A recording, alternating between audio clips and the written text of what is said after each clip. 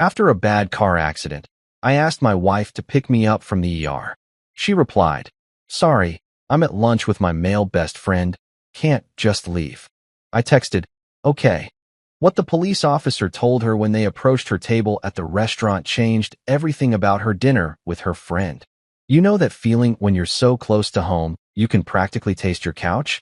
That's exactly where I was at 11:47 p.m. on a Tuesday that started like any other crappy day in paradise. 14 hours of dealing with overdoses, heart attacks, and one particularly memorable case involving a guy who somehow got his head stuck in a mailbox. Don't ask me how, because even after 12 years as a paramedic, I'm still trying to figure that one out. The rain was coming down like God had a personal vendetta against anyone trying to get home safely. My windshield wipers were doing their best impression of an asthmatic trying to run a marathon, and I was squinting through the streaks thinking about nothing more complicated than a cold beer and maybe catching the tail end of whatever garbage was on late-night TV. Simple pleasures, you know? The kind of stuff you take for granted until life decides to play a little game I like to call, "Let's see how fast we can screw up Marcus's evening." I was maybe 3 blocks from my apartment, close enough that I was already mentally rehearsing my "honey, I'm home" routine for Camille. Though let's be honest, she was probably already asleep with her fancy silk eye mask and those ridiculous earplugs she insisted on wearing because apparently the world was too loud for her delicate sensibilities. But hey, that's marriage, right?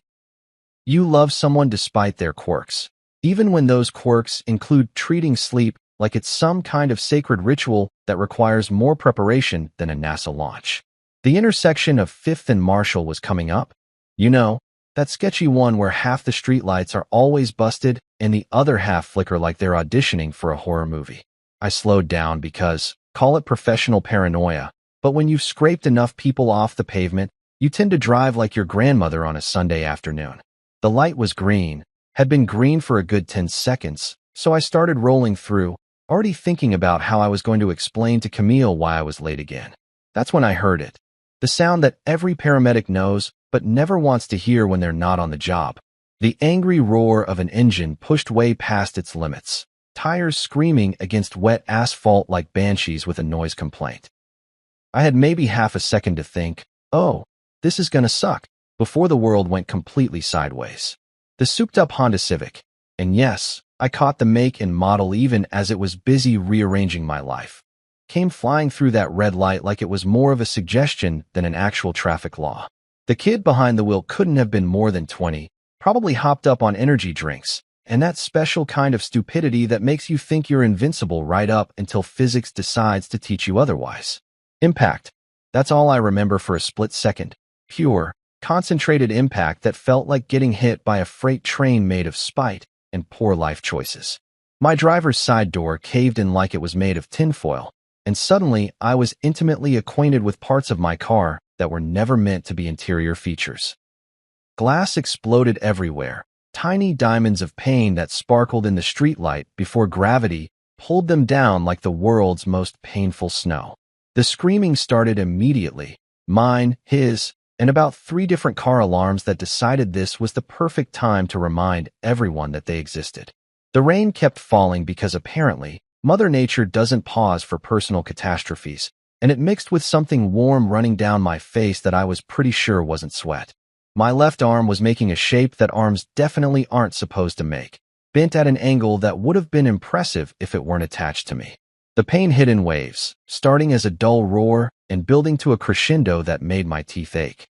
My head felt like someone was using it as a bass drum, and when I tried to focus on anything specific, the world kept sliding in and out of focus like a broken camera lens.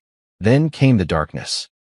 Not the peaceful kind you get when you're falling asleep after a good day, but the heavy, oppressive kind that feels like being buried alive. I could hear voices getting farther away, sirens in the distance getting closer, and the steady patter of rain on metal that sounded like applause for the universe's latest joke at my expense. When I came back to something resembling consciousness, I was staring up at faces I recognized. Jimmy Rodriguez and Sarah Chun from Station 19, 2 of the best paramedics in the city, and people I'd worked alongside more times than I could count. The irony wasn't lost on me that I was now on the receiving end of the same professional calm I'd used on countless patients over the years. "Easy there," Marcus, Jimmy was saying, his voice carrying that practiced reassurance we all learned to use when things were bad, but not hopeless. We got you, man. Just stay with us. My vision kept swimming in and out of focus, but I could make out the familiar ritual. The careful extraction, the neck brace, the backboard that always felt like lying on a medieval torture device. Sarah was doing the thing with my arm that I'd done 1,000 times myself. The gentle probing that tells you everything you need to know about how badly you're screwed. Officer Ronan Pierce showed up just as they were loading me into the ambulance. Good old Ronan, who'd been dealing with the aftermath of car crashes almost as long as I'd been patching up the survivors. We'd grabbed beers together, complained about the job, shared the kind of dark humor that keeps you sane when you spend your days cleaning up other people's worst moments. He leaned in close, his face serious in that way cops get when they're about to ask the important questions. Marcus, buddy, we need to notify someone. You got an emergency contact? Family we should call. Through the haze of pain and whatever lovely cocktails they'd already started pumping into my four, I managed to croak out the name that should have been the easiest thing in the world to say, my wife. Camille, please call her. Even through the fog of shock and medication, I remember thinking it was funny how those 3 words, my wife Camille, suddenly felt heavier than they ever had before. Like I was handing over something precious and hoping it wouldn't get dropped. The ride to St. Jude's emergency room was a blur of flashing lights, radio chatter, and that special kind of professional efficiency that I'd been on the delivering end of more times than I could count. Now that I was the guy strapped to the gurney, getting the full customer experience, I had to admit we made this look way easier than it actually was.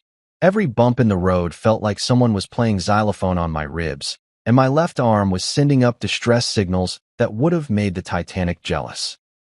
Jimmy kept talking to me the whole way, standard protocol to keep the patient conscious and responsive, though in my case it was more like keeping me from sliding into the kind of self-pity that comes with realizing you're about to become a statistic in your own field.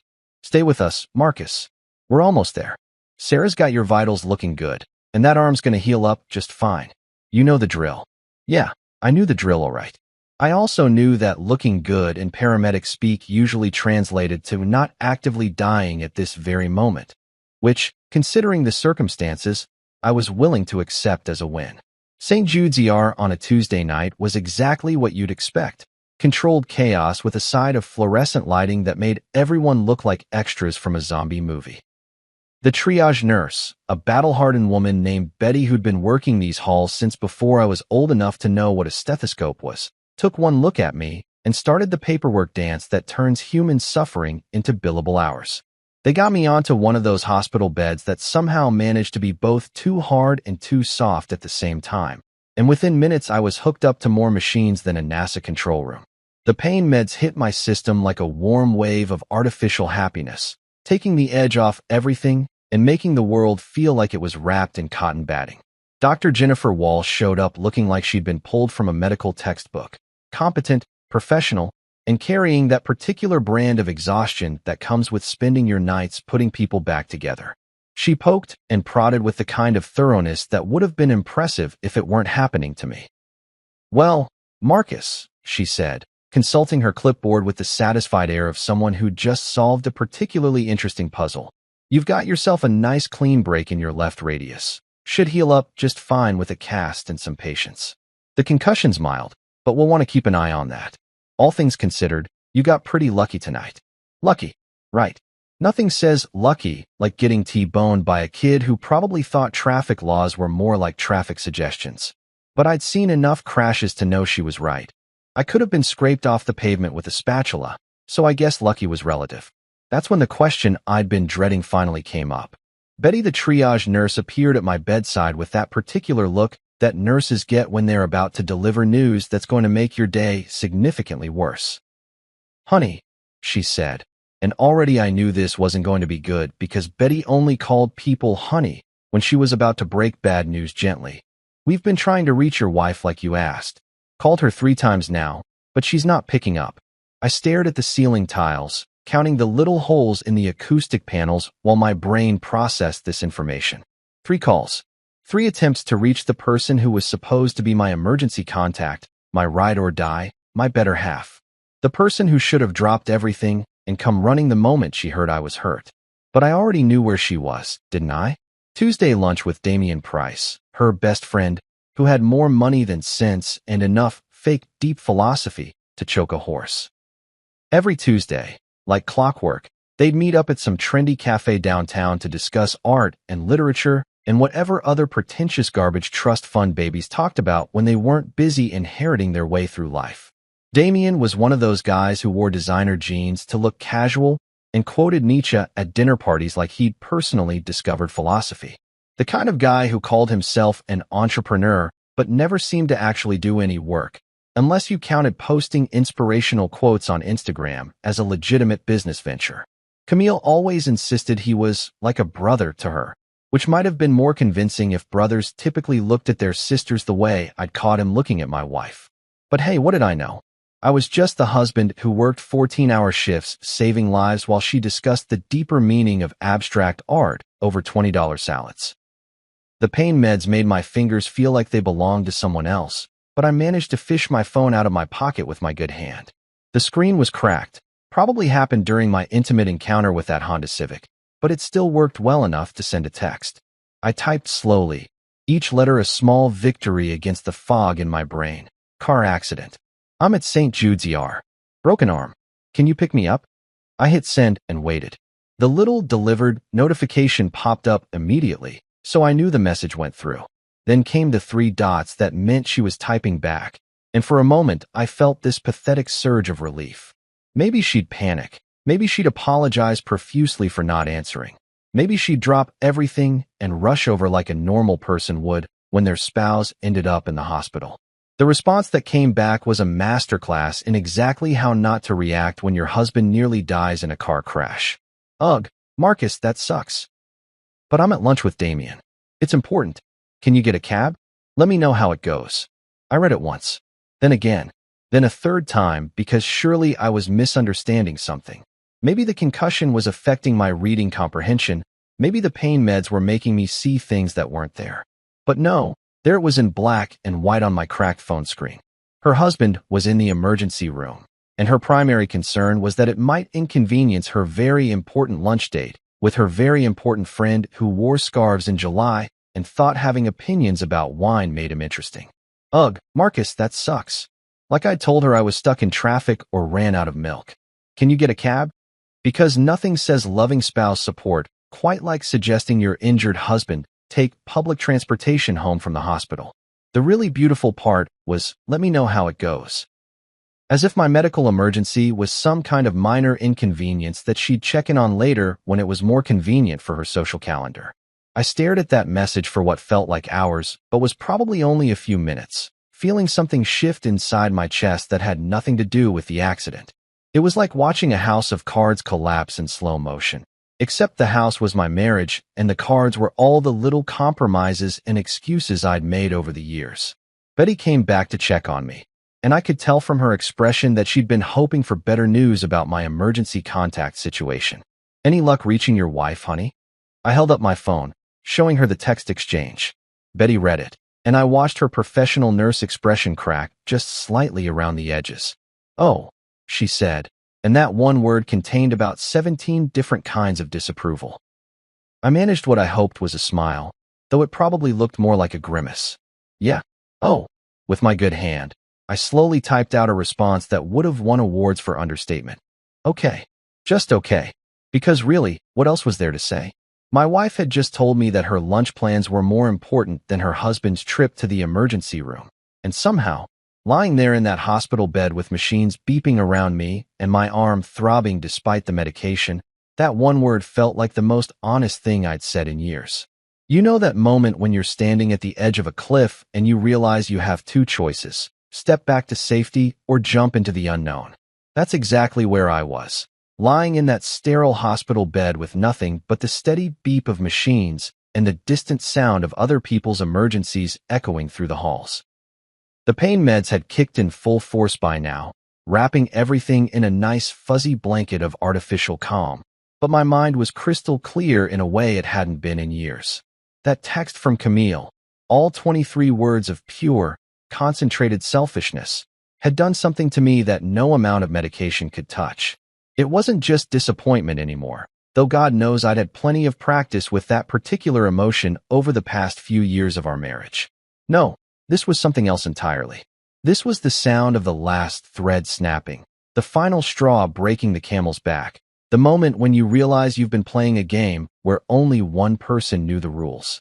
I stared at my phone screen until the letters started to blur together, reading that message over and over like maybe if I looked at it enough times, the words would magically rearrange themselves into something that resembled basic human decency. But nope. There it was in all its glory, a perfect little snapshot of exactly how much my wife valued our relationship when it came into conflict with her social calendar. The really beautiful part was how she'd signed off with "let me know how it goes," like she was checking in on a dentist appointment or waiting to hear how a job interview went. Not, "I'm coming right now." Not, "Oh my God, are you okay?" Not even, "I'll be there as soon as I can." Just a casual request for updates when convenient, like I was live tweeting my medical emergency for her entertainment.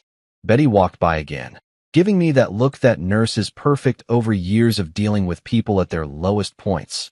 Part sympathy, part professional concern, and part barely concealed judgment about the quality of my life choices.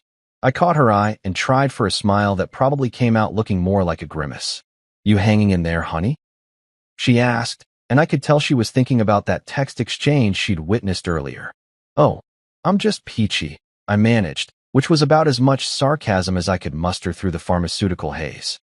"Living the dream over here." She patted my good arm with the kind of gentle firmness that only comes from years of dealing with people who are having the worst day of their lives. "You need anything? Someone else we can call maybe." That's when the idea hit me, not like a lightning bolt of inspiration, but more like a slow, warm realization that I actually had options here. See, the thing about being married to someone for 6 years is that you learn their routines, their habits, their little rituals. And Camille's Tuesday lunch with Damien wasn't just any old lunch. It was a production, a carefully orchestrated performance of sophistication and culture that always happened at the same place, at the same time, with the same pretentious attention to detail. The Marlowe Cafe, downtown, where they served $15 avocado toast and called it artisanal, because apparently adding an adjective made it worth 3 times what normal toast should cost. Where Damien would hold forth about whatever book he'd skimmed that week, while Camille hung on his every word like he was dispensing wisdom from on high, instead of just regurgitating shit he'd read on Wikipedia. I knew exactly where she was, and more importantly, I knew she'd be there for at least another hour because Camille never cut these lunches short. They were too important to her self-image, too central to whatever fantasy she'd built about herself as some kind of intellectual socialite who discussed philosophy over wine at 2 in the afternoon on a Tuesday. The pain meds were making me feel loose and reckless in a way that probably should have been a warning sign, but instead felt like permission. Permission to stop being the understanding husband, the guy who made excuses for his wife's behavior, the pushover who accepted, "I'm busy with Damien," as a reasonable response to a medical emergency. I picked up my phone again, scrolling through my contacts until I found Ronan's number. Officer Ronan Pierce, good old reliable Ronan, who'd been dealing with the aftermath of people's bad decisions for almost as long as I'd been patching up the results. We'd grabbed beers together after particularly rough shifts, commiserated about the job, shared the kind of gallows humor that keeps you sane when your daily routine involves cleaning up other people's worst moments. More importantly, Ronan was exactly the kind of by-the-book cop who took emergency notifications seriously. The kind of guy who believed that when someone ended up in the hospital, their emergency contact should actually be contacted, even if it meant interrupting their very important lunch date. My finger hovered over his number for just a moment while the last rational part of my brain tried to talk me out of what I was about to do. This was petty, it whispered. This was vindictive. This was going to cause a scene and embarrass Camille in front of her precious friend and probably end up making things worse between us in the long run. But you know what? That rational voice could go straight to hell, because it had been making excuses for Camille's behavior for years. And where had that gotten me? Lying alone in a hospital bed while my wife prioritized her social life over my well-being. I hit the call button. Ronan picked up on the second ring, his voice carrying that particular blend of authority and concern that cops use when they're not sure if they're about to deal with an emergency or just another routine call. "Pierce here. Marcus? How you holding up, buddy?" "Hey, Ronan," I said, and even through the medication fog, I could hear something different in my own voice, something harder, more resolved. "I'm doing okay, all things considered. But I've got a situation with my emergency contact." "Yeah? What's going on?" I could picture him on the other end of the line, probably sitting in his patrol car or at his desk, already reaching for a pen because Ronan was the kind of cop who took notes about everything. Detail-oriented, thorough, the type of guy who crossed every T and dotted every I because he understood that sometimes the little things mattered more than anyone realized. "She didn't answer her phone," I said, which was technically true, just not the whole story. "But I know where she is, the Marlowe Cafe downtown. Table by the window, probably. Maybe you could notify her in person?" There was a pause on the other end of the line, and I could practically hear the wheels turning in Ronan's head. He knew me well enough to know that I wasn't the type to cause drama without a good reason. But he also knew me well enough to sense that there was more to this story than I was letting on. "You sure about this, Marcus?" he asked, and there was something in his tone that suggested he understood exactly what I was asking him to do. "You want us to send officers to notify her at a restaurant?" I closed my eyes, letting the weight of the moment settle around me like a blanket. This was it, the point of no return, the moment when I stopped being the guy who accepted whatever scraps of attention his wife felt like throwing his way and started being the guy who demanded better. "I'm sure," I said, and for the first time in longer than I could remember, I actually meant it. "All right then, I'll send a couple officers over. You just focus on getting better, okay? Rest easy, Marcus." I hung up the phone and leaned back against the pillows, closing my eyes and letting a smile spread across my face, the first genuine smile I'd felt in months. Somewhere across town, Camille's very important lunch was about to get a very interesting interruption, and for once in our relationship, she was going to have to deal with the consequences of her choices in front of an audience she actually cared about impressing. The machines kept beeping their steady rhythm, but somehow the sound felt different now, less like a countdown to disaster and more like a metronome keeping time for whatever came next. The Marlowe Cafe was exactly the kind of place that charged $17 for a salad and called it an experience. All exposed brick and Edison bulbs, with mismatched vintage furniture that probably cost more than my monthly car payment, and a menu written in that pretentious font that makes you squint to figure out what the hell you're actually ordering. It was the type of establishment that attracted people who wanted to be seen being cultured, where conversations about sustainability happened over imported water and the waitstaff all looked like they were auditioning for indie films between shifts. Camille and Damien had claimed their usual spot by the floor-to-ceiling windows that faced the street, prime real estate for people watching and, more importantly, for being watched. She was wearing that cream-colored blouse she'd spent way too much money on, the one that made her feel sophisticated and worldly, paired with the gold jewelry that caught the afternoon light just right.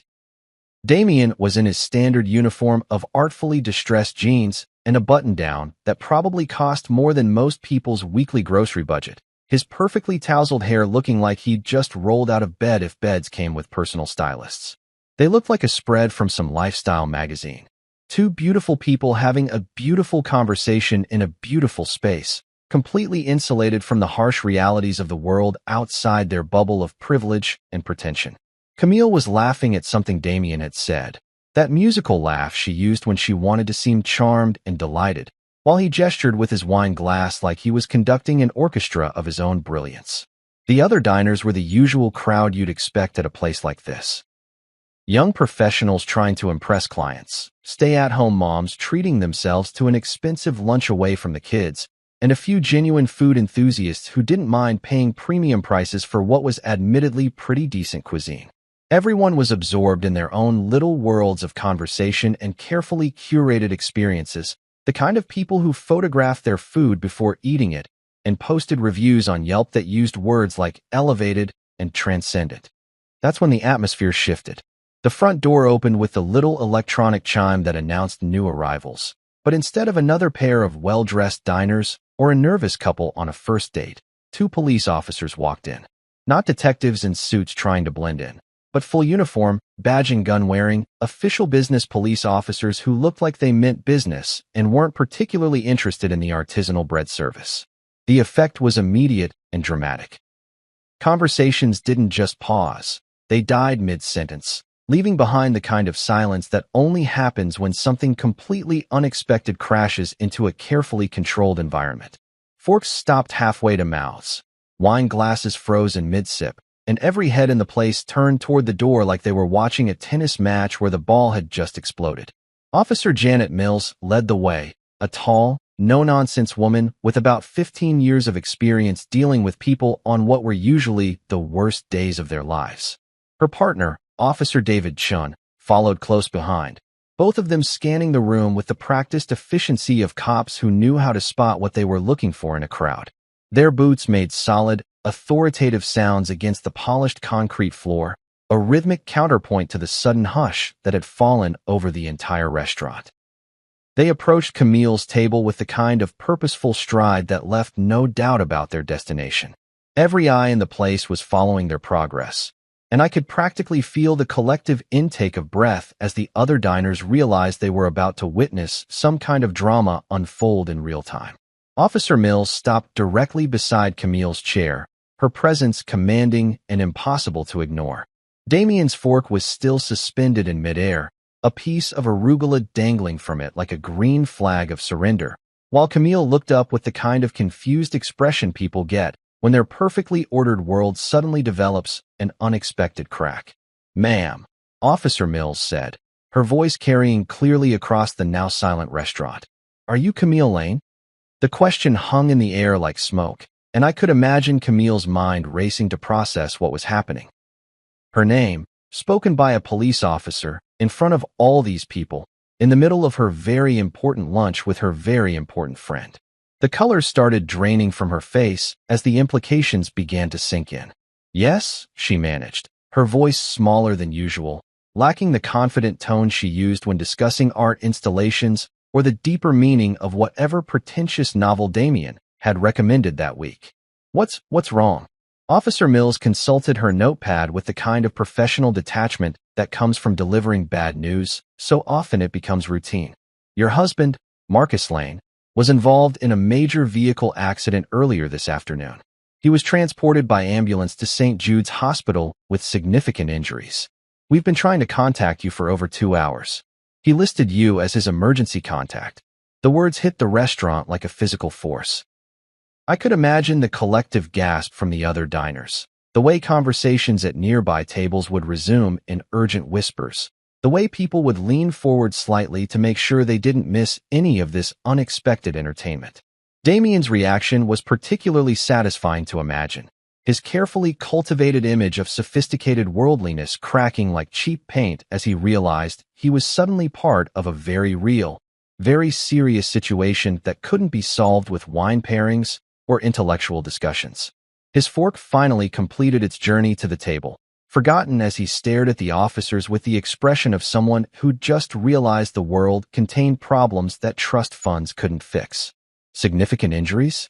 Camille repeated, and I could picture her voice cracking slightly on the words. The woman who'd texted, "Ugh, that sucks," was now faced with the reality of what that actually meant, delivered by uniformed officers in front of a room full of witnesses who were hanging on every word. Officer Mills continued with the kind of professional thoroughness that Ronan had undoubtedly requested. He suffered a broken arm and concussion when another vehicle ran a red light and struck his car. The accident occurred at approximately 11:47 p.m. He's currently stable at St. Jude's Emergency Department. The silence in the restaurant was so complete you could have heard a pin drop, except for the soft jazz music still playing through the speakers, an absurdly cheerful soundtrack to what was rapidly becoming the most uncomfortable lunch of Camille's life. "We've been attempting to reach you since the accident occurred," Officer Chen added, his tone carrying just a hint of reproach that suggested he'd been briefed on exactly how long they'd been trying to contact the victim's wife. "Multiple calls to your listed number went unanswered." I could imagine Camille's phone, sitting silent in her purse while she focused on more important things like Damien's thoughts on postmodern literature or whatever philosophical garbage they'd been discussing while her husband lay bleeding in a hospital bed. He specifically asked us to notify you in person," Officer Mills concluded, and those words were probably the most beautiful thing I'd ever heard, even though I wasn't there to witness their impact firsthand. The officer's tone was perfectly neutral, completely professional, but somehow managed to carry an undertone that suggested exactly what she thought about a wife who couldn't be reached when her husband was fighting for his life. It was the kind of subtle judgment that only comes from years of dealing with people's priorities and finding them wanting. "You'll also need to coordinate with the towing company regarding personal effects from the vehicle," Officer Chen added, consulting his own notes. "The car was declared a total loss at the scene. Here's the information for the impound lot." He handed her a business card, and I could imagine her taking it with shaking hands, still trying to process the fact that her husband's car, and nearly her husband, had been destroyed while she was discussing the artistic merit of overpriced appetizers. "That's all the information we have at this time, ma'am," Officer Mills said, closing her notepad with a decisive snap that probably echoed through the silent restaurant like a gunshot. "We strongly suggest you proceed to the hospital immediately." And then, with the same professional efficiency they'd used to enter, both officers turned and walked toward the door, their job complete, leaving behind a dining room full of people who'd just witnessed someone's carefully constructed world collapse in real time. I could imagine Camille sitting there in the aftermath, surrounded by the scattered remains of her sophisticated lunch and the weight of dozens of stares from strangers who now knew exactly what kind of person she was. Her perfectly planned afternoon, her important conversation with Damien, her entire self-image as someone who had her priorities straight. All of it reduced to rubble by a simple police notification that she should have received hours ago in the privacy of a phone call. But she'd chosen differently, and now everyone in that restaurant knew it. Back at St. Jude's, I was getting the full VIP treatment. If VIP stood for a very injured person instead of very important person. Dr. Walsh had just finished explaining the thrilling details of my medical situation, while a nurse who looked like she could bench press a small car carefully maneuvered my busted arm into what would become my stylish new accessory for the next 6 to 8 weeks.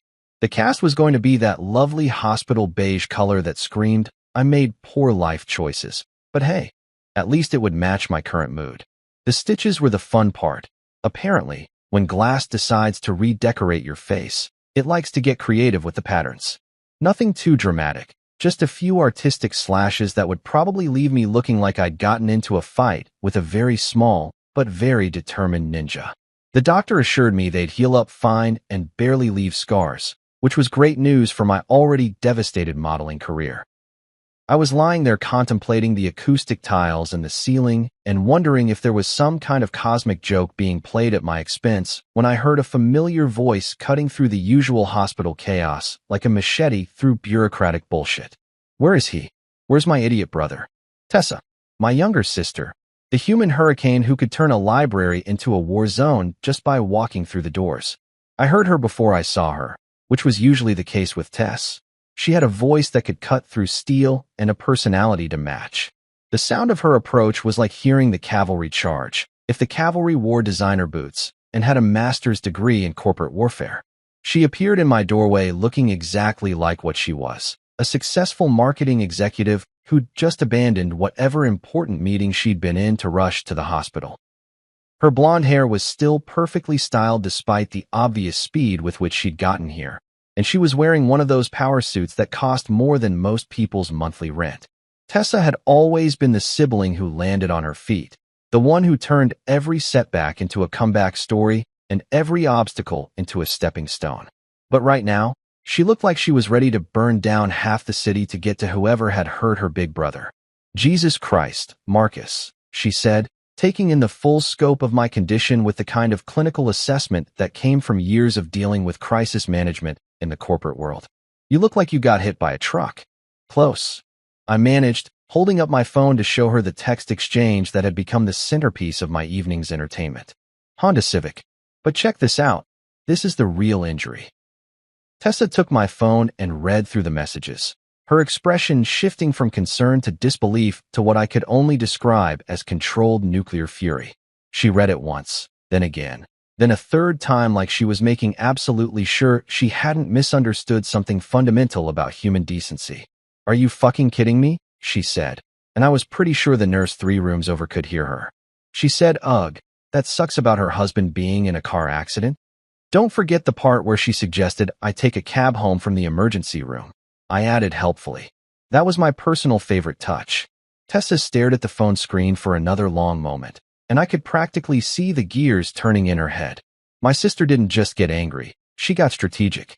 When Tessa decided someone needed to be dealt with, she approached it like a military campaign, complete with tactical planning and precision execution. Oh, we're done, she said finally, handing me back my phone with the kind of careful control that suggested she was fighting the urge to throw it against the wall. We are so fucking done with this bullshit. I asked, though I had a pretty good idea where this was heading. Marcus, I've been watching you make excuses for that woman for 6 years, Tessa said, pulling up the visitor's chair with more force than strictly necessary. 6 years of watching her treat you like an inconvenience, like some kind of backup plan she keeps around for when her real life gets boring. And now this. She gestured at my cast, my stitched-up face, the general disaster that had become my evening. Your husband is lying in a hospital bed, and her biggest concern is that it might interrupt her lunch date with Captain Trust Fund? No, absolutely not. This ends tonight. The thing about Tessa was that when she made a decision, it wasn't really a suggestion or a proposal. It was more like a natural law that the universe just had to adjust to accommodate. She'd been that way since we were kids, the little sister who somehow ended up being the one calling the shots by sheer force of will and an absolute refusal to accept anything less than what she considered acceptable. I'll take you home, she continued, already pulling out her own phone and scrolling through her contacts like a general reviewing her available troops. But first, we're going to deal with Camille. Permanently. Tess, I started, but she held up a hand that could have stopped traffic. No, she said firmly. No more, but she's my wife, or, but I love her, or any of that bullshit. She just showed you exactly who she is and exactly how much you matter to her. When someone tells you who they are, Marcus, you listen. She was right, of course. Tessa was almost always right about people, which was probably why she'd been so successful climbing the corporate ladder while I'd been content to spend my days patching up other people's mistakes. She had this ability to cut through all the noise and see people for exactly what they were, without the rose-colored glasses that the rest of us use to make reality more palatable. Besides, she added, her voice taking on that particular tone that meant she'd already started planning whatever came next. This isn't just about tonight. This is about all the nights, all the times she's chosen something or someone else over you, all the ways she's made you feel like you should be grateful for whatever scraps of attention she felt like throwing your way. I thought about that for a moment, letting the truth of it settle in my chest next to all the other uncomfortable realizations this night had brought. Tessa wasn't wrong. This wasn't an isolated incident. It was just the most obvious example of a pattern that had been going on for years. All those times Camille had been too busy, too tired, too focused on her own priorities to make space for mine. All those moments when I told myself that this was just how marriage worked, that compromise meant accepting less than what you actually needed. So what are you suggesting? I asked, though I suspected I already knew the answer. Tessa's smile was the kind that had probably sent shivers down the spines of countless corporate executives who'd underestimated her over the years. It was the smile of someone who'd just figured out how to solve a problem that everyone else thought was unsolvable. I'm suggesting we clean house, she said, scrolling through her phone with the focused intensity of someone who was already 3 steps ahead of the conversation. I'm suggesting we make sure that when Princess Camille finally decides to grace us with her presence, she finds out exactly what happens when you choose a lunch date over your husband's life.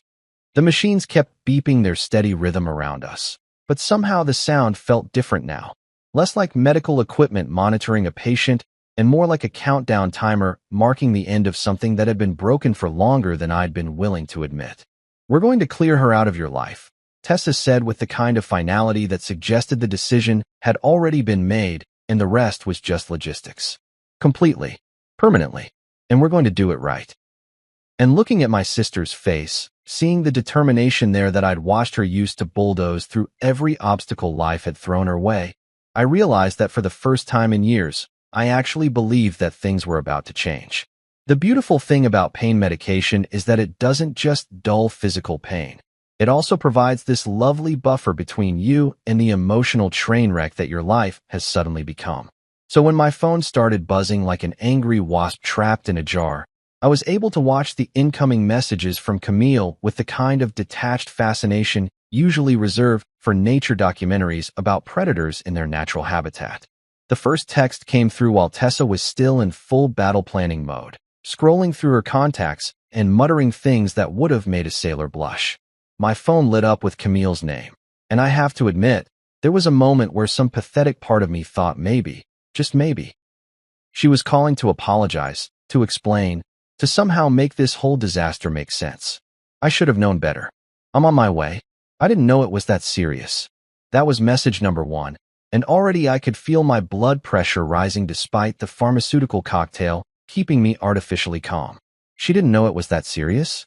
I'd literally told her I was in the emergency room with a broken arm. What part of emergency room and broken arm suggested a minor inconvenience that could wait until after dessert and coffee? But wait, there was more.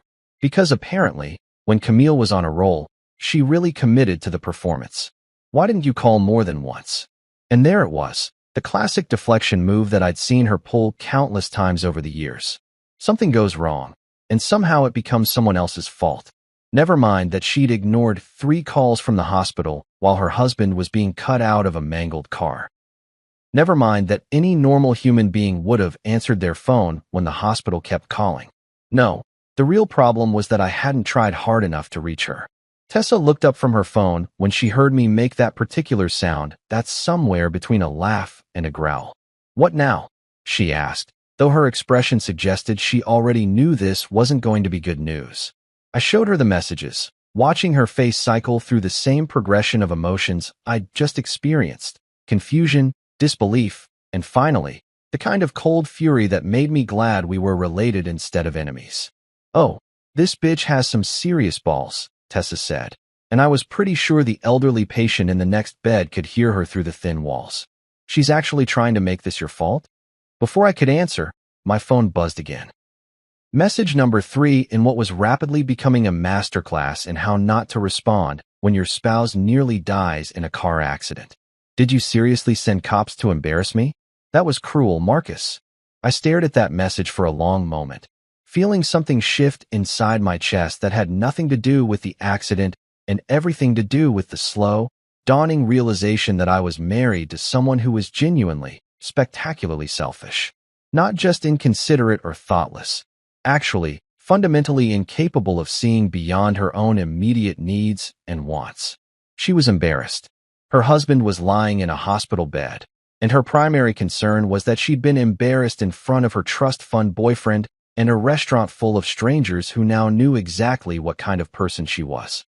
The fact that those cops had been sent because she'd ignored multiple calls from the hospital while her husband fought for his life?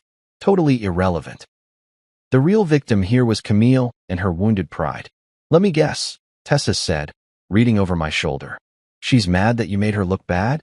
"Gets better," I said, because apparently my phone wasn't done delivering this evening's entertainment. Message number 4 arrived like the grand finale of a fireworks show. If fireworks shows were designed to demonstrate the absolute worst of human nature. "This is your fault." 3 words. 3 simple, beautiful words that somehow managed to encapsulate everything wrong with my marriage and everything I'd been too stupid or too stubborn to see for the past 6 years. All of this, was my fault. The accident was my fault, presumably because I'd had the audacity to drive home from work. The hospital visit was my fault, probably because I should have been more careful about getting T-boned by teenagers with more horsepower than brain cells. The police notification was my fault, because I should have somehow known that my wife would be too busy discussing postmodern art to answer her phone when the hospital called. Hell, knowing Camille, my broken arm was probably my fault too, because I should have been tougher or more resilient or better at predicting when drunk kids were going to run red lights. Tessa read that last message and went very, very quiet. In my experience, when my sister went quiet, it usually meant someone was about to have a very bad day, and that someone was typically whoever had been stupid enough to piss her off. "Marcus," she said, her voice carrying the kind of deadly calm that corporate executives probably heard right before they got fired. I need you to listen to me very carefully. Are you listening? I'm listening, I said, though honestly, the pain meds were making everything feel like it was happening underwater. I want you to block her number. Right now? Before she sends any more of this toxic bullshit your way. I looked down at my phone, at the string of messages that read like a textbook example of emotional manipulation and victim blaming. Part of me, the part that had been making excuses for Camille's behavior for years, wanted to argue. Wanted to say that she was probably just panicked, that people said stupid things when they were scared, that maybe if I just gave her a chance to explain, this would all make sense somehow.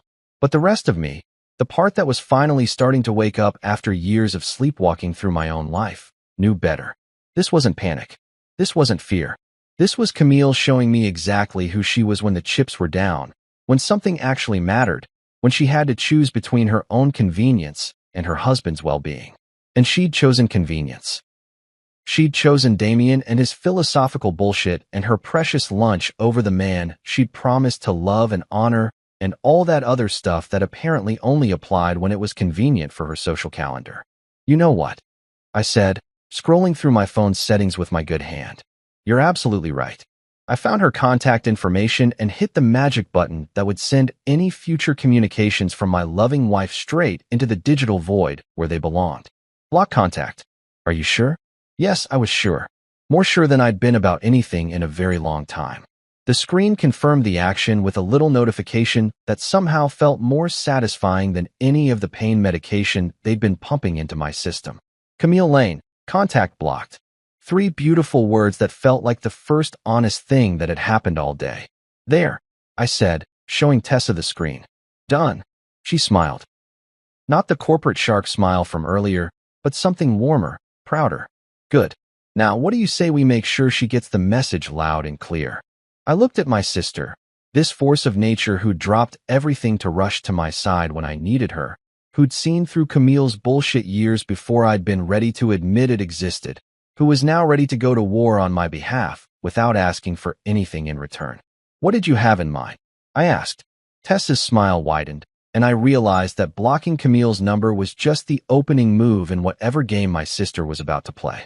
And judging by the look in her eyes, it was going to be a game that Camille was completely unprepared for. Oh, Marcus, she said, already dialing someone on her own phone. You're going to love this. We're going to clean house, and we're going to do it right. The thing about Tessa is that when she decides to solve a problem, she doesn't just solve it. She completely annihilates it from existence and then builds something better in its place. Watching her work was like watching a master craftsman. If master craftsmen specialized in the complete and total dismantling of toxic relationships with military precision and a smile that could cut glass. She'd already been on her phone for 20 minutes, making calls with the efficiency of someone who'd spent years managing corporate crises and hostile takeovers. Each conversation was brief, professional, and absolutely devastating in its implications for anyone who might be on the receiving end of Tessa's particular brand of problem solving. Morgan Movers, she said, covering the phone and grinning at me like a cat who'd just figured out how to open the canary cage. They specialize in what they call relationship transition services. Basically, they're the Navy SEALs of breakup logistics. I had to admire the entrepreneurial spirit of whoever had figured out there was money to be made in helping people extract themselves from bad relationships. It was like divorce court, but with better customer service and probably fewer lawyers involved. Though knowing Tessa, she'd probably already thought of that angle too. Hi, this is Tessa Lane calling for my brother Marcus, she said into the phone, her voice taking on that particular tone she used when she was about to charm someone into doing exactly what she wanted. We need a complete pack-out and removal service for tomorrow morning. 1-bedroom apartment, downtown. Everything belonging to one specific person needs to be boxed, labeled, and ready for pickup. She paused, listening to whoever was on the other end. Probably some poor customer service rep who had no idea they were about to become part of Tessa's campaign to reshape my entire life. No, he won't be present during the packing, she continued, and I could practically hear the satisfaction in her voice. We'll provide a detailed list of items and photographs for identification. Yes, this is a standard relationship dissolution. Very standard. The way she said very standard made it sound like failed marriages were just another item on her to-do list, somewhere between quarterly budget reviews and strategic planning meetings. Which, knowing my sister, they probably were. While she handled the logistics of Operation Remove Camille from my life, I found myself thinking about all the stuff that was scattered around my apartment. 6 years of accumulated couple debris. Her expensive skincare products taking up half the bathroom counter. Her collection of scented candles that apparently served some mysterious purpose beyond making the place smell like a Yankee Candle store had exploded. And that god-awful modern art piece she'd insisted on hanging in the living room that looked like someone had sneezed paint onto a canvas and called it evocative. The clothes alone would probably take hours to sort through. Camille had this thing about designer labels and investment pieces that cost more than my monthly salary. Her closet looked like a boutique that catered exclusively to people who thought spending $300 on a t-shirt was a reasonable life choice. Not that I was bitter or anything.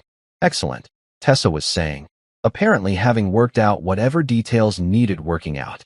We'll need everything boxed, labeled, and staged in the living room by noon tomorrow. Clean, professional, no damage to any items. This is about boundaries, not revenge. She hung up and immediately started dialing another number, because apparently we were just getting started with the wholesale reorganization of my personal life. Loctite locksmiths, she announced, giving me a thumbs up like she'd just scored the winning goal in whatever game we were playing. Can't have Princess Camille letting herself back in whenever she feels like it. The locksmith conversation was even shorter than the moving company call, probably because changing locks was significantly less complicated than coordinating the complete removal of someone's entire existence from an apartment. Though in Tessa's hands, both seemed to be getting handled with the same ruthless efficiency. Tomorrow at 8 a.m., she said after hanging up. New locks, new keys, and a security system upgrade, because why not go all the way, right? I had to laugh at that, despite everything. My sister didn't just solve problems. She oversolved them, adding features and benefits that you didn't even know you needed until she pointed them out. It was probably why she'd been so successful in the corporate world, where the ability to anticipate problems 3 steps ahead was worth its weight in quarterly bonuses. Now comes the fun part, she said, cracking her knuckles like a pianist preparing for a complicated concerto. The official notification. She opened her laptop, because of course Tessa traveled with a laptop, probably had a full mobile office setup in whatever ridiculously expensive car she'd driven over here, and started typing with the kind of focused intensity that usually preceded corporate bloodbaths. What are you writing? I asked, though I suspected I already knew this wasn't going to be your typical "it's not you, it's me" breakup email. A masterpiece, she said without looking up from the screen. Professional, clear, legally sound, and absolutely devastating in its politeness. I watched her type, occasionally pausing to consider word choices or restructure sentences, crafting what I could only assume was going to be the most politely brutal eviction notice in the history of failed relationships. Every few seconds, she'd smile to herself, apparently pleased with whatever literary devastation she was creating. Read this, she said finally, turning the laptop toward me. Subject: Retrieval of personal property, ***. From Tessa Lane, ***. Camille, your relationship and residence with Marcus Lane have been terminated effective immediately. Following your response to his medical emergency this afternoon, it has become clear that this living arrangement is no longer sustainable or appropriate. Your personal belongings have been professionally packed and inventoried by Morgan movers and are ready for retrieval. You have 48 hours from the time of this email to coordinate pickup with the moving company. Their contact information is attached. Please note that the locks have been changed as a security precaution. Any future access to the property will require advance coordination through the moving company or legal counsel. Any attempt to contact Marcus directly will be considered harassment and will be documented accordingly. All future communication regarding this matter should be directed through my office.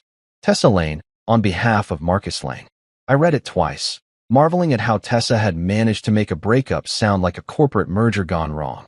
It was polite, professional, and absolutely devastating in its complete lack of emotion or room for negotiation. There was no "let's talk about this," or "maybe we can work things out," just cold, hard logistics, and a clear timeline for removing yourself from someone's life. Jesus, Tess, I said, genuinely impressed. This reads like you're terminating a business contract. Because that's exactly what I'm doing, she replied, already moving the cursor to the send button. Camille treated your marriage like a business arrangement where she got all the benefits and none of the responsibilities. So now she gets to experience the business end of that arrangement. The email disappeared with a soft whoosh, carrying with it the official end of my 6-year marriage and the beginning of whatever came next. I watched the sent confirmation appear on the screen and felt something shift in my chest. Not sadness, exactly, but more like relief. Like I'd been holding my breath for years and was finally allowed to exhale. There, Tessa said, closing the laptop with a decisive snap. Clean, professional, and completely final. By Thursday morning, it'll be like she was never there. I looked around the hospital room, at the machines beeping steadily beside my bed, at my sister who dropped everything to come wage war on my behalf, at the cast on my arm that was somehow the least broken thing about my life right now. You know what the weird part is? I said, "What's that?" For the first time in years, I actually feel like I can breathe. That night, after Tessa had finally gone home with promises to check on me first thing in the morning and threats to personally hunt down anyone who gave me grief about my situation, I was lying in my own bed for the first time in what felt like a decade. The apartment was weird without Camille's presence, not emptier exactly. More like when you finally turn off a TV that's been playing background noise for so long you forgot it was there. The silence wasn't lonely, it was peaceful. The pain meds were wearing off enough that I could think clearly, but not so much that my arm felt like it was trying to secede from the rest of my body. I was scrolling through Netflix with my good hand, looking for something mindless to fall asleep to, when my phone buzzed with a notification that made me do a double take. Instagram message request. From Damian Price. I stared at the notification for a solid 30 seconds, trying to process what possible reason Captain Trust Fund could have for sliding into my DMs. This was the same guy who'd been having his very important lunch with my wife while I was bleeding in a hospital bed. The same guy who probably thought emergency contact was something you called when you ran out of champagne at a dinner party. Curiosity won out over common sense, a pattern that had gotten me into trouble before, but never quite like this. I opened the message, not sure if I was about to read an apology, a confession, or just more evidence that the entire universe had lost its collective mind. Hey man, I didn't know about your accident. When the cops came, I was shocked. I asked Camille why she hadn't left earlier. She just shrugged. That's not the kind of person I want in my life. I'm sorry for being part of this mess. Hope you recover fast. I read it once. Then again. Then a third time because apparently this night was just going to keep delivering surprises until my brain completely gave up trying to process them. Damian Price. The guy I'd spent years assuming was trying to steal my wife, the trust fund philosopher who quoted dead Germans at dinner parties and wore scarves in July, was apologizing to me. And not just apologizing, but essentially confirming that Camille was exactly as awful as her behavior suggested. The really fascinating part was that detail about him asking why she hadn't left earlier and her response being a shrug. A fucking shrug. Her husband was in the hospital, and when her supposed best friend suggested maybe she should go check on him, she shrugged like he'd asked her opinion about the weather. I could picture the scene. Damien probably doing that thing rich people do when they're confronted with actual human suffering. That uncomfortable shifting around while they try to figure out how to respond appropriately. And Camille, faced with the choice between appearing caring and admitting that she'd rather finish her meal than deal with her husband's medical emergency, just shrugged. It was almost impressive in its complete lack of self-awareness. Most people, when caught being heartless in front of witnesses, at least had the decency to pretend they cared. But not Camille. She was apparently so committed to her own priorities that she couldn't even fake concern when social pressure demanded it. The fact that Damien, Mr. Pretentious Philosophy himself, was horrified enough by her reaction to reach out to me spoke volumes about just how badly she'd handled the situation. This was a guy who probably thought empathy was a wine varietal, and even he could see that something was fundamentally wrong with a woman who couldn't be bothered to show concern for her injured spouse. That's not the kind of person I want in my life. Coming from Damien, that was practically a character assassination. He was essentially saying that Camille had failed some basic test of human decency so spectacularly that even someone who spent his days discussing the deeper meaning of abstract art couldn't overlook it. I found myself laughing, not the bitter, angry kind of laugh I'd been doing all day, but something closer to genuine amusement. The irony was just too perfect. I'd spent years being jealous of Damien, worried that he was going to steal my wife away with his sophisticated conversation and his designer lifestyle. Turns out, he had better judgment about people than I did. The message was weak, sure. It was the kind of apology that rich people give when they want to distance themselves from someone else's bad behavior without actually taking any real responsibility. But it was also revealing in ways that Damien probably didn't realize. He'd been there. He'd seen Camille's reaction firsthand. And whatever he'd witnessed had been so off-putting that he'd felt compelled to reach out to the husband he barely knew to essentially say, "Holy shit, your wife is terrible, and I want no part of this." More importantly, it meant that Camille hadn't just lost her husband tonight. She'd also lost her backup plan, her safety net, her best friend, who'd been providing her with the intellectual stimulation and sophisticated companionship that apparently I was too blue-collar to offer. Damien Price, with his trust fund and his philosophical pretensions and his carefully curated lifestyle, had looked at Camille's behavior and decided she wasn't worth keeping around. The guy who probably had women throwing themselves at him left and right had seen enough of my wife's true character in one afternoon to know he wanted nothing to do with her. That was the most damning indictment of all. Not the blocked phone calls, not the dismissive text messages, not even the shrug when asked why she wasn't rushing to her husband's bedside. The real truth about Camille was that even the people she thought were her allies, the ones she'd prioritized over her marriage, found her behavior unacceptable when it really mattered. I thought about responding to Damien's message, maybe thanking him for the information or asking for more details about exactly what had happened at that restaurant. But honestly, what was the point? The damage was done, the truth was out, and adding more drama to this shit show wasn't going to change anything. Instead, I just deleted the message request and went back to browsing Netflix. Damien could keep his weak apology and his guilty conscience. I had more important things to think about, like what I was going to do with all the extra closet space I was about to have. The apartment felt different now, not just quiet, but somehow cleaner. Like someone had opened all the windows and let out years of accumulated toxicity. Tomorrow, Morgan movers would come and physically remove the last traces of Camille from my space. But tonight, just knowing that even her precious Damien had seen through her bullshit was enough. I settled on some mindless action movie and closed my eyes, my phone silent beside me for the first time in longer than I could remember. No more texts from Camille, no more guilt trips or blame games or carefully worded manipulations designed to make me question my own judgment. Just silence, and the steady sound of my own breathing, and the comfortable weight of knowing that sometimes the trash takes itself out. The next morning came with the kind of efficiency that only happens when Tessa is running the show. By 8 a.m. sharp, Loctite locksmiths had already come and gone, leaving me with a set of shiny new keys and the satisfying knowledge that my apartment was now officially a Camille-free zone. The security system upgrade was overkill, but I had to admit there was something deeply satisfying about having a digital fortress protecting my newfound peace of mind. Morgan movers arrived at exactly 9 a.m. with the kind of professional cheerfulness that suggested they'd done this dance many times before.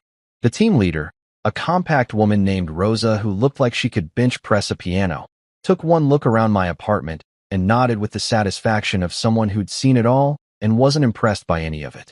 "Standard relationship dissolution," she said, consulting her tablet like she was reading a grocery list.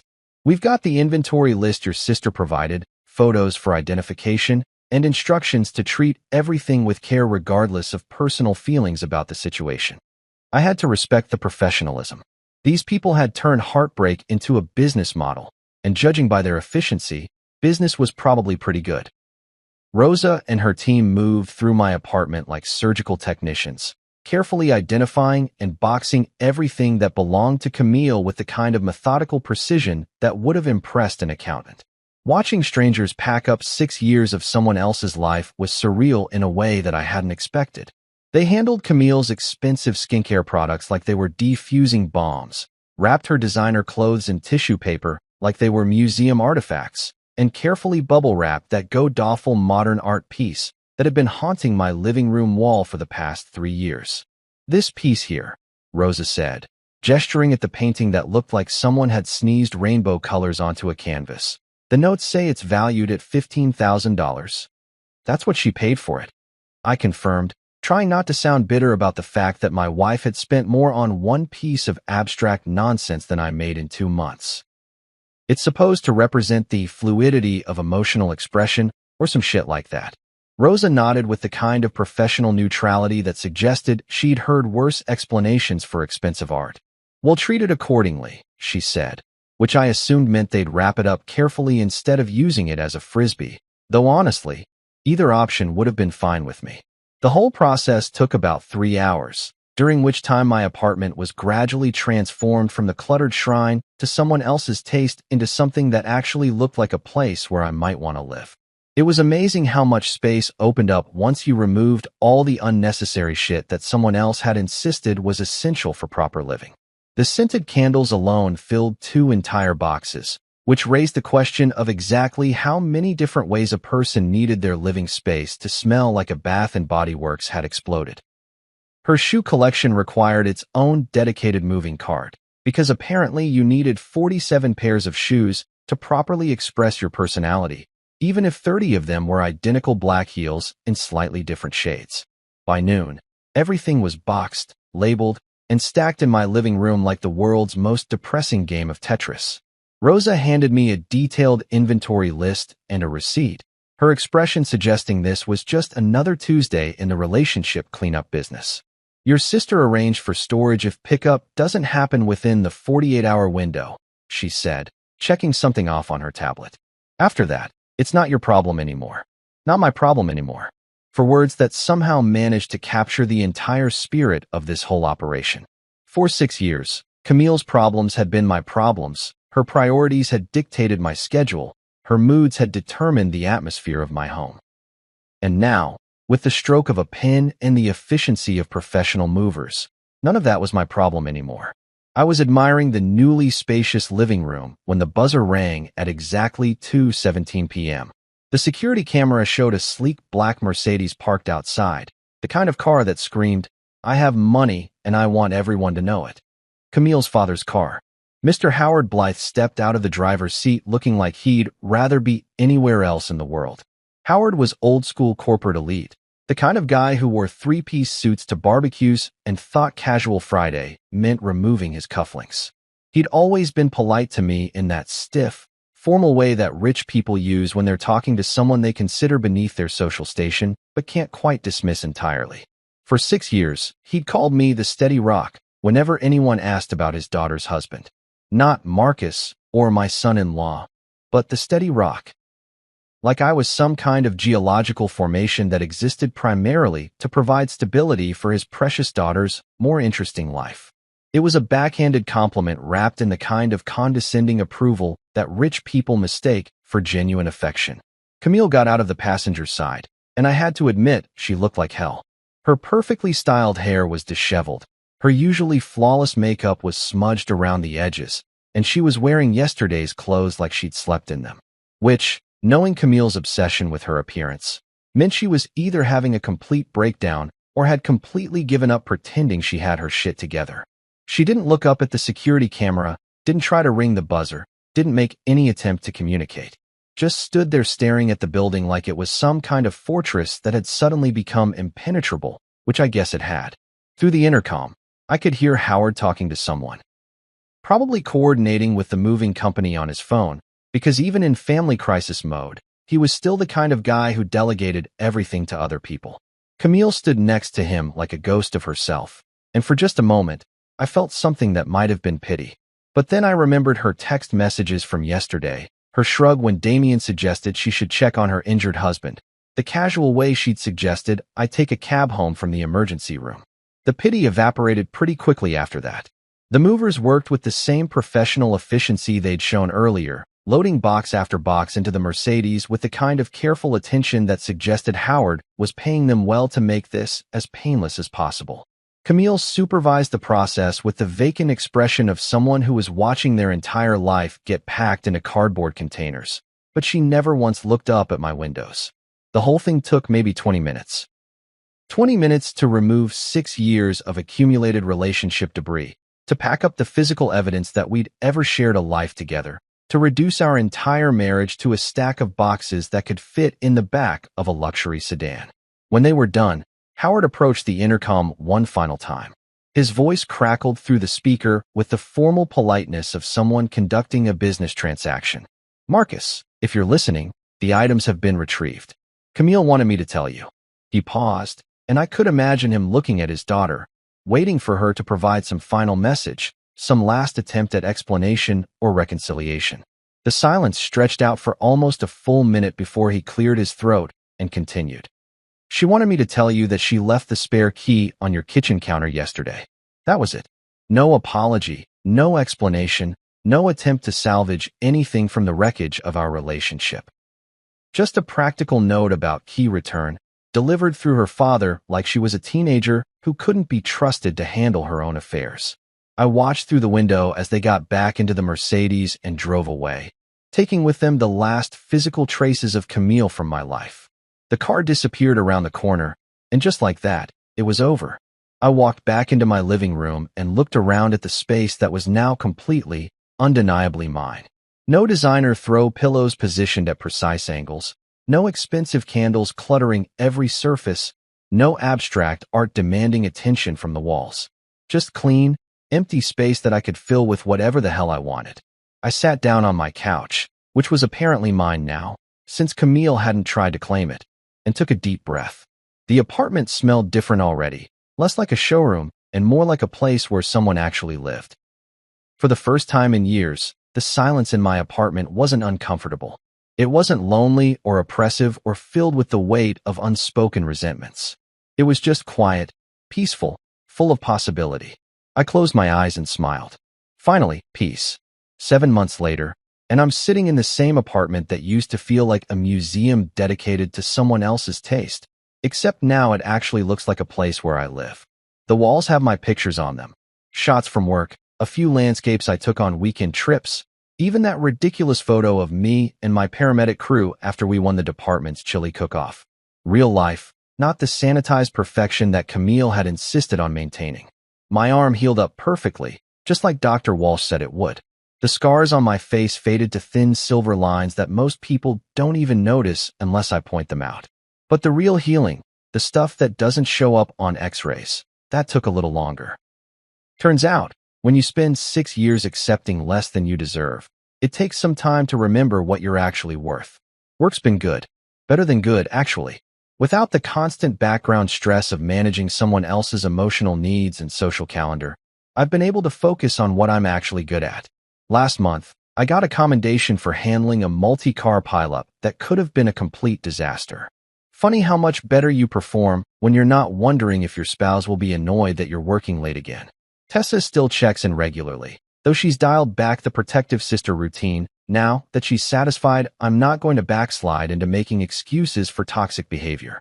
She was right about everything, of course, but she's gracious enough not to say, "I told you so," more than once a week. About 3 months ago, Camille tried reaching out. One long, exhausting email that somehow managed to hit every manipulation technique in the handbook.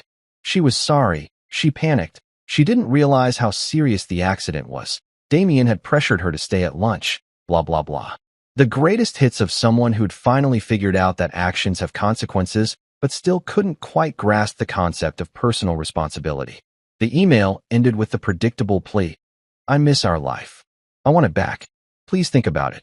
I read it exactly once, then did something that would have seemed impossible 6 months earlier. I didn't respond. Not with anger, not with explanations, not with a detailed breakdown of exactly why she was wrong about everything. I just didn't respond at all. Instead, I set up an email filter that sends anything from her address straight to the trash folder, where it belongs with the rest of the garbage I don't need cluttering up my life.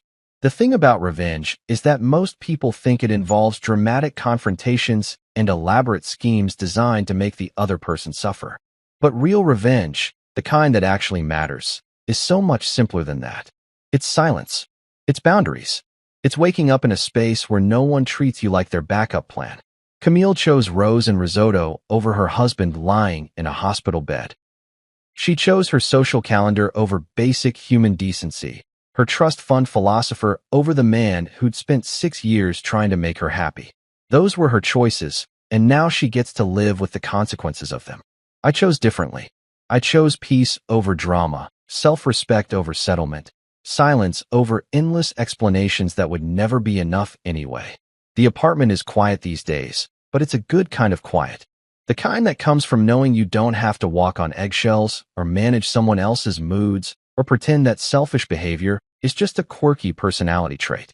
I wake up when I want to wake up, eat what I want to eat, watch whatever garbage I feel like watching on TV without having to endure commentary about how my entertainment choices reflect poorly on my intellectual development.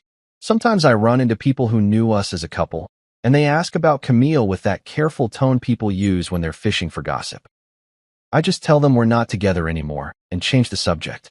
No drama, no detailed explanations, no bitter rants about her character flaws. Just a simple statement of fact and a firm redirect to literally anything else. I erased her from my story completely, and I'm writing a better one now. One where the protagonist doesn't accept crumbs and call it a feast, where the hero actually values himself enough to demand better treatment, where the ending involves peace instead of chaos. It's a good story, and for the first time in years, I'm looking forward to seeing how it turns out.